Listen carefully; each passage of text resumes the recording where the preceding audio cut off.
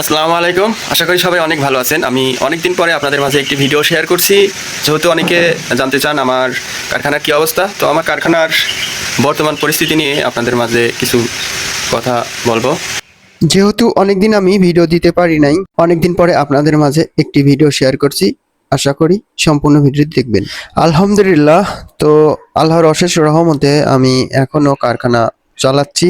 অনেকদিন ধরে আপনাদের মাঝে আমি কোনো ভিডিও আপলোড করতে পারি নাই, কারণ আমার যেহেতু কর্মচারীর অভাব, এজন্য কাজের ফাঁকে ভিডিও তৈরি করতে অনেক সময় লাগে, এজন্য আমি কোনো ভিডিও তৈরি করতে পারি নাই। তো বর্তমানে যে পরিস্থিতি দেখেন, এটি আমার কারখানার বর্তমান পরিস্থিতি।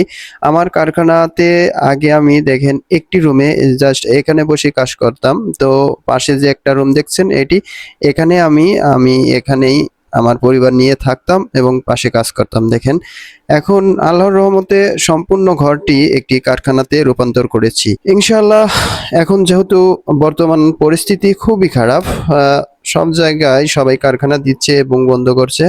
তো আমি অনেক দাঁতে কামড়ে পড়ে থাকার মতো এখনো আছি ইনশাআল্লাহ।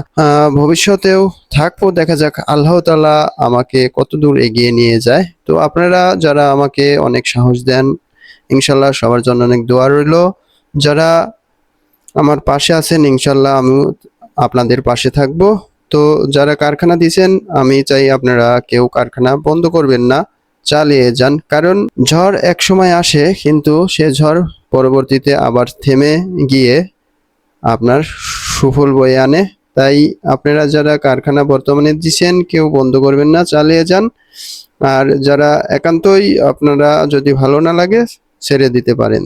তো দেখেন, এখানে আমি নিত্য নতুন মাল তৈরি করেছি এবং আমার কর্মচারীর অভাবের কারণে কিছু মাল এখনো পড়ে আছে, ফিনিশিং করতে পারি নাই এবং আমার স্টকে মাল নেই। বর্তমানে আমি এখানে ফিনিশিং করি। দেখেন, ফিনিশিংয়ের লোক না থাকার কারণে আমি নিজেই ফিনিশিংয়ের কাজ চালিয়ে যাচ্ছি ইনশাল্লাহ। ধীরে ধীরে আমি কারখানা চালাচ্ছি এবং ডাল ভাত খাওয়ার ব্যবস্থা আল্লাহ তাআলা করে দিচ্ছে।